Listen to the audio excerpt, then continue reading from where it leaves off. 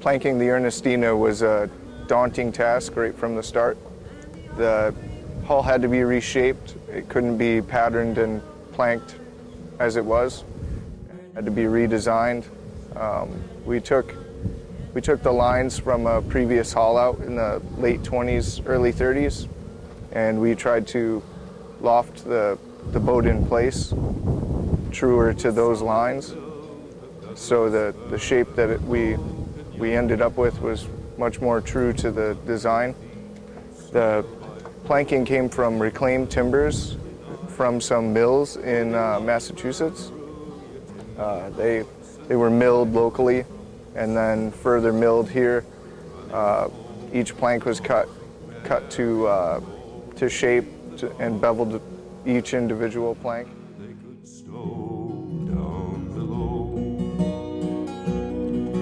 But the winter is upon you now, and time is passing. It takes about 6 or 8 people to hang a plank with some very large clamps. Each plank is then nailed or charnel fastened with dowels and wedged dowels. And then each plank is caulked.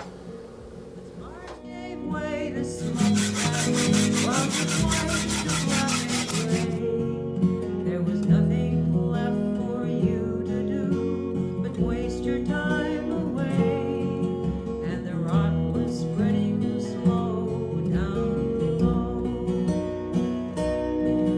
And the winter is upon you now, and time is passing slow, and the tides ebb and As the project went throughout the summer and went into the fall, we were able to put a tent over the boat. the narrow gauge did run, and to push it northward to Quebec was old Frank Winter's plan. The decking we used is reclaimed southern yellow pine. It was they were old beams from a warehouse down south somewhere. In the process of taking these beams and making it into the deck that you see right here, the beams had to get shipped up here to our Sawyer and all the old fastenings removed, and then milled down to the dimensions that we needed. And then once we got those dimensioned pieces, then we had to fill all those old fastening holes. So there was like 1,000 little nail holes and bolt holes and everything in it, and that all had to be bore out all the old rotten wood and put epoxy in it, and then glue in new wood to it to make the new decking sound. And we figured the warehouse that they were taken out of is probably about 150 years old, and the rings and the decking that we were seeing was right around 150 years old. So it was an old tree that came out of here, which is pretty cool. And the tides ebb and flow. Exciting. This is like having a birth of a child. And seeing the work done on the forward section, she looks absolutely gorgeous. And seeing her slowly move into the water, a natural element for her, is absolutely fabulous. This is a very exciting time. To work a ship your size, and the seas you sailed are running black. In time we'll know our loss.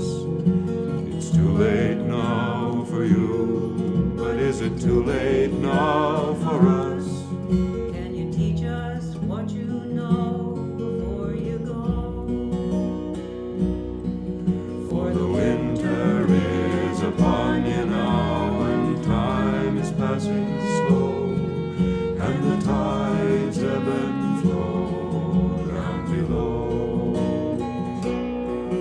For the winter is upon you now, and time is passing slow, and the tides ebb and flow down below.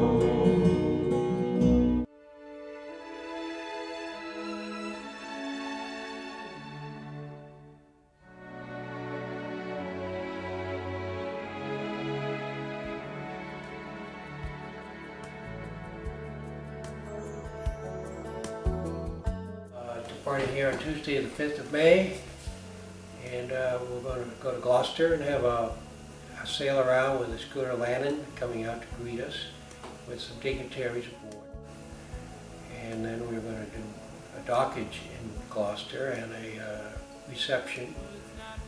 And the following day, we'll be heading for Boston with some dignitaries aboard. It's about a 40-mile trip, and we'll leave in the morning and be there in the afternoon or right after lunchtime, where we're going to dock at the famous Rose Wharf in downtown Boston to do a reception for the mayor of Boston and the dignitaries from the State House. We'll be coming down to visit the vessel.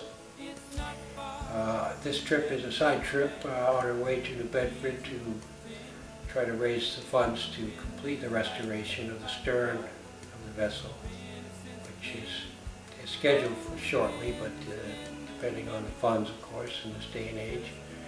In the meantime, she'll be laying at her home port, New Bedford. We'll be arriving there on Saturday, the 9th of May at high noon for a grand reception from the Portuguese and Cape Verde community and the residents of New Bedford.